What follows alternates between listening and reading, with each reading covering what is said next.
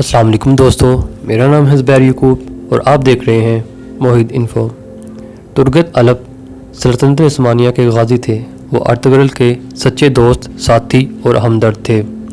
Ertugrul की वफ़ात के बाद तुर्गत अलप सल्तनत उस्मानिया के बानी उस्मान अव्वल के भी वफ़ादार रहे और हुकूमत में इनके मावन थे। उन्होंने 125 बरस की लंबी उम्र पाई और आखिर वक्त तक मैदान जंग में सरगर्म रहे।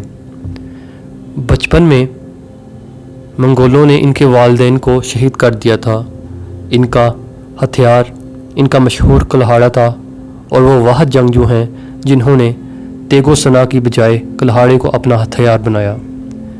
इनका मकबरा तुर्गत अलप गांव एनीगोल तुर्की के कब्रिस्तान में वाक़या है। अर्तुगरुल गाजी के मकबरा के बाहर तुर्गत अलप के नाम से मंसूब एक अज़ाज़ी कब्र भी है जो इनकी असल आरामगाह नहीं है। सल्तनत उस्मानिया के पहले चीफ ऑफ आर्मी स्टाफ, जिसने 99 साल की उम्र में सल्तनत का पहला शहर अनाज़ोल फतह किया, सल्तनत के 4 नस्लों के साथ मिलकर जंगें लड़ी। अर्तुगरुल का सबसे वफ़ादार सपूत, जिसने अर्तुगरुल की मौत के बाद इसके बेटे और पोते का भी साथ दिया, जंग में तलवार की जगह कुल्हाड़ियों का इस्तेमाल करते थे।